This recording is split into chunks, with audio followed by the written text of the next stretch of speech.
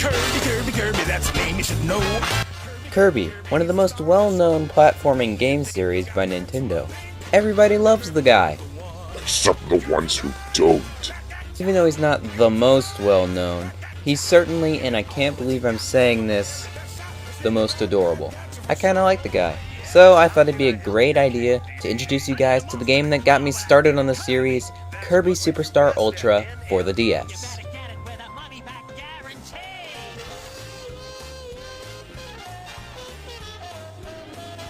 So just like the original for the Super Nintendo, this is multiple games in one, with there being 7 main campaigns, 6 mini-games, and 2 arenas, with the regular arena having a harder difficulty version called the True Arena, making 15-ish games in one.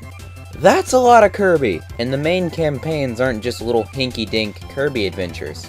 Oh no, what they lack in length, they make up for in quality. And speaking of the original, a lot of the minor details from the original do return, like the health bars and the helper system. The helper can be spawned to be used in 2-player if you have a buddy, otherwise you'll play with the computer. Either way, the helper is very charming and gets you extra use out of your ability if you're going to discard it. And can we talk about this music? It's just not as good as I remember it. It might be because I'm playing on a ROM and the emulator I'm using isn't very good quality, but I definitely remember the music sounding better on the DS. I mean, just listen to some of these tracks.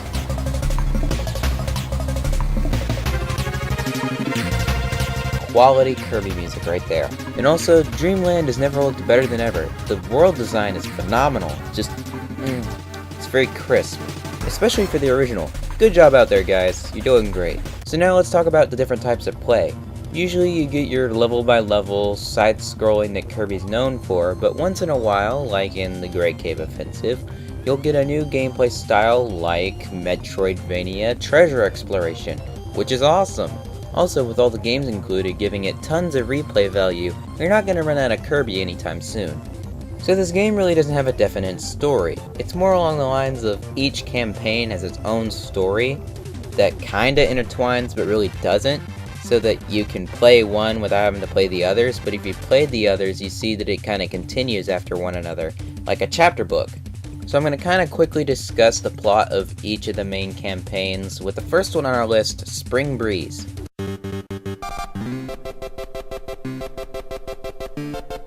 Spring Breeze is the plot of Kirby's Dreamland, where, once again, King Dedede has stolen all the food from Dreamland and it's your job to get it back. So sure, there are some similarities and differences, but if you want to go more in-depth, look it up on the internet. So they took out some bosses, enemies, and stages from Dreamland as to make the game shorter, as well as reworking the behavior of other bosses and enemies. Other than that, it's pretty much Kirby's Dreamland. Pretty solid campaign.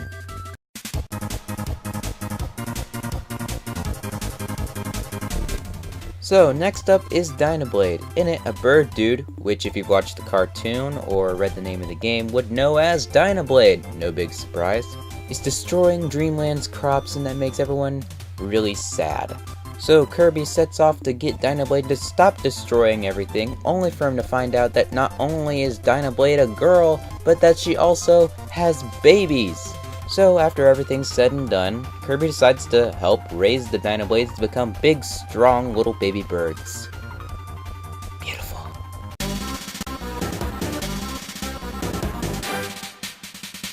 So next up is the Great Cave Offensive, which I have to say is probably the simplest out of all the plots, despite being the longest gameplay-wise. So here we go.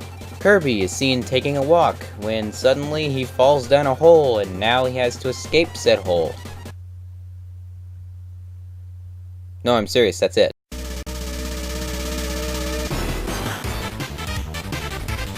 Okay, so whereas the plot for the Great Cave Offensive is the simplest, the plot for the Revenge of Meta Knight is the greatest. This is going to be the best thing you ever hear, I promise. Okay, so here it goes. Meta Knight decides to take over Dreamland because, I kid you not, its residents are too lazy. Stay with me on this. So, Kirby has to board Meta Knight's giant warship and destroy it to thwart his plan to stop laziness. Yeah, no, top 10 video game villain plots. Number 1, the Revenge of Mennonite. In fact, no, they're all the Revenge of Mennonite. There is no villain plan that can compare to raging war on laziness.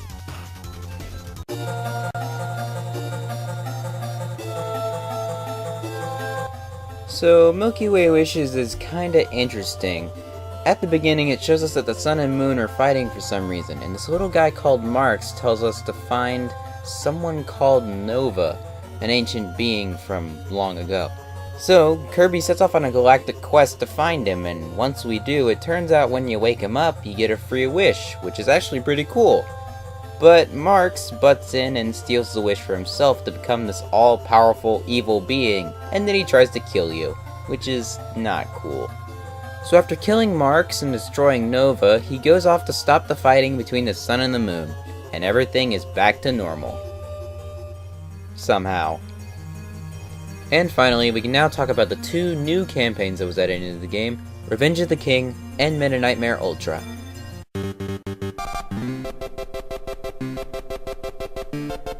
Revenge of the King is the extra game from Kirby's Dream Land, where they bring back Kabula and a brand new boss fight with King Dedede. More on those later. But I do want to say one thing. They know how to make a good boss track. Just listen to this.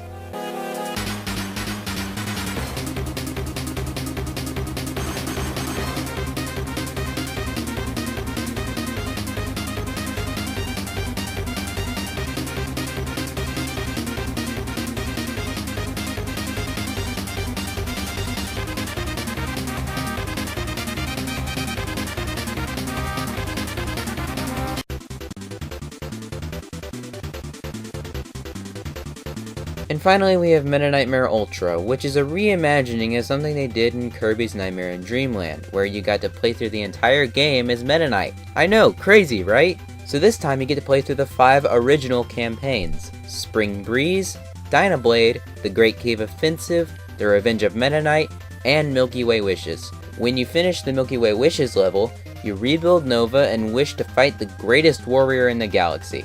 So, he awakens the ancient warrior Galacta, who was imprisoned for fear that his power would become too great. And so this begins one of the most epic boss fights in the game, despite it being a little bit easy. And also, just listen to this boss track!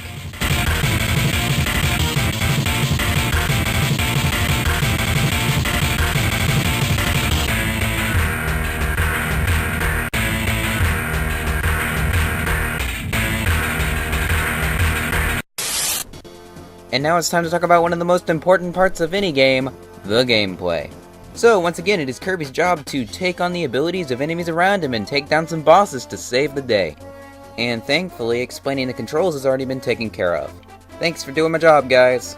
So instead of talking about the controls, let's talk about something else, the abilities. With there being so many, you're bound to have your favorites, and here are some of mine. Number 10, Plasma. You charge it up, and you shoot. Number 9, Copy, mostly for the helper, but I also kinda like how the visor looks. Number 8, Wheel, great for running over your enemies, not so good for bosses. Number 7, Mirror, flashy but simple, I kinda like how it feels to use it. Number 6, Bomb, because explosives solve everything. Number 5, Wing, what's better than a jet engine attached to your back? A couple of artificial wings made from bird feathers. Number 4, Fighter. There's a lot of different ways to solve your problems, but sometimes I just prefer the straight and forward. Number 3, Suplex, because this is funny. And his name is Cena!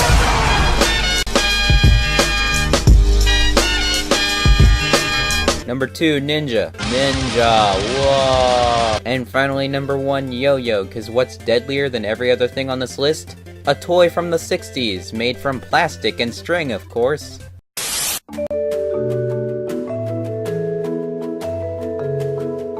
The campaigns also have their own little unique quirks that make gameplay interesting.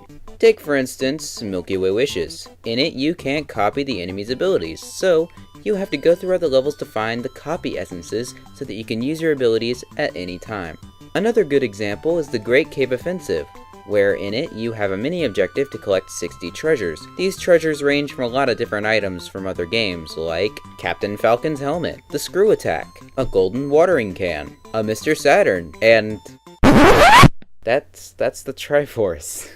Okay, so anyone who's played a Zelda game will know that if you touch the Triforce, you get a free wish to mess with the universe in any way you want to. And giving that power to what is essentially a baby is kinda unnerving. So other than that, it's your basic Kirby side-scrolling fun. So why don't we talk about some of the bosses? There's the return of series staples like Chef Kawasaki and Mr. Frosty, with the addition of some of the ones that were introduced in Superstar like Juke Kid and Iron Arm, and newcomers for Superstar Ultra like Fan Fan and Mr. TikTok. And that's just mini bosses. There's also the return of main bosses like Wispy Woods, Lololo and La La La, and Krako, as well as the return of some of the main bosses from Superstar like Wham Bam Rock, Dyna Blade, and Meta Knight. All of these bosses are fun to fight and give the game character.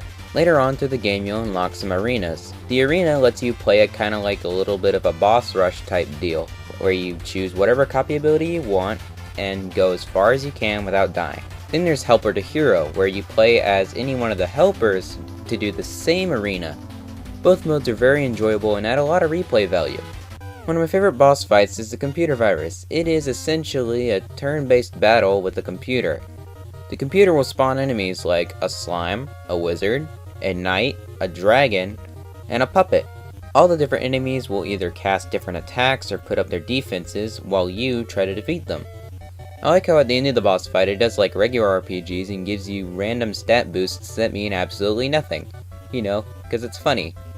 Alright, the battle was long and tough, but it's all worth it in the end. Let's see what stat boosts I gained. Okay, Heroism by 5, Courage by 1, I Sparkle by 3? Is any of that important? So now that we're done with all of that, let's talk about the minigames.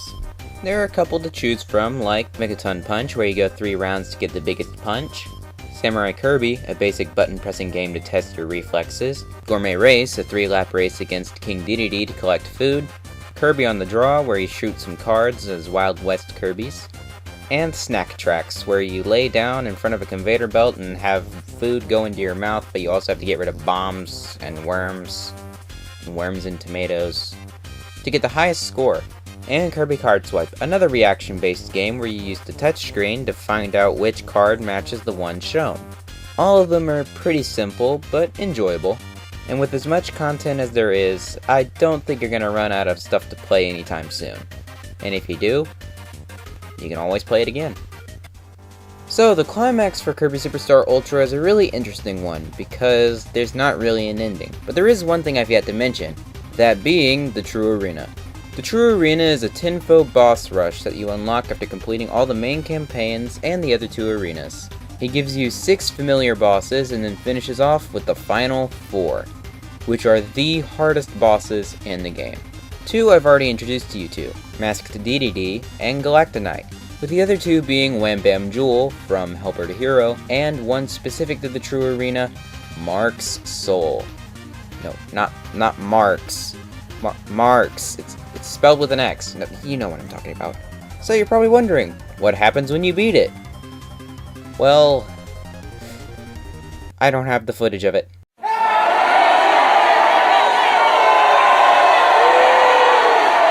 Yep, shoulda saw that one coming. Kirby Superstar Ultra is an absolute blast to play, especially with all the campaigns, arenas, and minigames it has to offer. Sure, there's not a lot to each piece, but together, they make a pretty great whole. So that's why I give this game my rating of a Kirby mic copy ability out of 10. Because despite its limited variety, I always find it fun to come back to and mess around with. So this has been DNR, and as always, if you liked it, don't forget to mash that like button, share, support, and ring the little bell to be notified when the next videos get posted. And leave a comment down below, tell me what you want to see me do or play next time. Subscribe today to join the gang, and I'll see you nuggets in the next one. Hey gang, I'm back! I finally posted this video! I'm sorry it took so long. So I hope you enjoyed this one, and I will have some more soon. Hopefully the break won't be as long as it was for this one. And I'll see you nuggets soon.